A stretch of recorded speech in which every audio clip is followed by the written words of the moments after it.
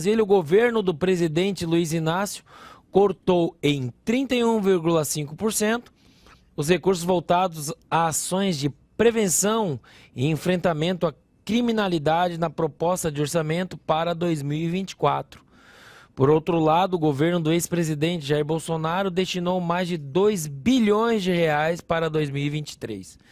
A previsão para o ano que vem é de 1,536 bilhão, uma redução de 708 milhões. As informações são do portal R7.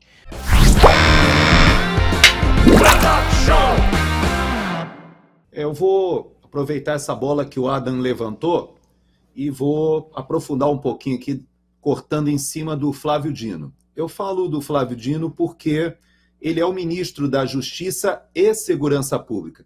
Naquela ideia de aumentar o número de ministérios para poder distribuir de porteira fechada para formar ali uma base parlamentar dentro daquela ideia gerada ali no governo Fernando Henrique, ainda do presidencialismo de coalizão, né?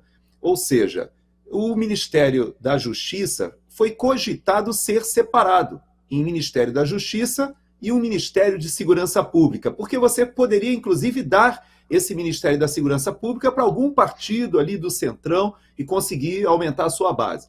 No entanto, o Flávio Dino foi inflexível, que ele queria concentrar o poder tanto do Ministério da Justiça em relação à Polícia Federal, mas tendo também a capacidade de fazer a coordenação do que ele gostaria de segurança pública, e ele tem ainda aquele projeto que está ali sendo retardado por algumas questões políticas de muscular a Força Nacional, dando à Força Nacional uma projeção ou um status maior do que já tem.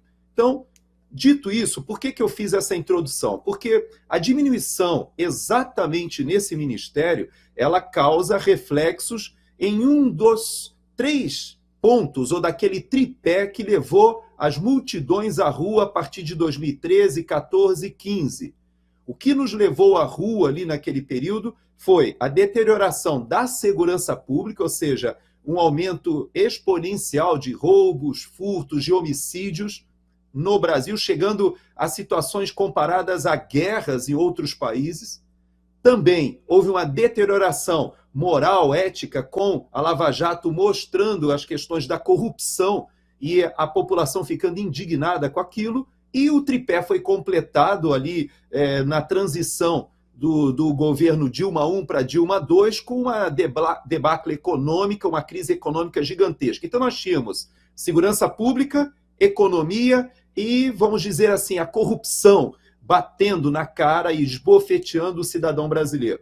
Nós começamos a perceber que esse governo é uma reedição, é um Dilma 3, porque nós temos a economia dando sinalizações de deterioração com essa própria falta de apreço ao equilíbrio fiscal. Você, de certa forma, aumenta os gastos públicos e diminui em algum lugar para tentar caber dentro do orçamento aprovado, e nós já percebemos que isso foi estourado esse ano e será estourado no ano que vem de novo. A própria Simone Tebet já indica que não adianta você querer aumentar a arrecadação, chega a um ponto em que, aumentando os impostos, a arrecadação, na verdade, cai.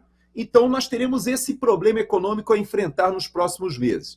O problema da segurança pública, ele só se agrava. Lembremos que, qual a mensagem que vocês acham que passa o ministro da Justiça e Segurança Pública quando ele transfere o líder do PCC, logo no primeiro mês, em janeiro, do governo Lula, ele traz de Porto Velho, traz ali de Rondônia, e coloca em Brasília, na Papuda. Então, nós temos hoje uma cola em Brasília, na Papuda. E o que se diz, pelo menos no meio ali dos presídios, que isso foi uma exigência do Marcola.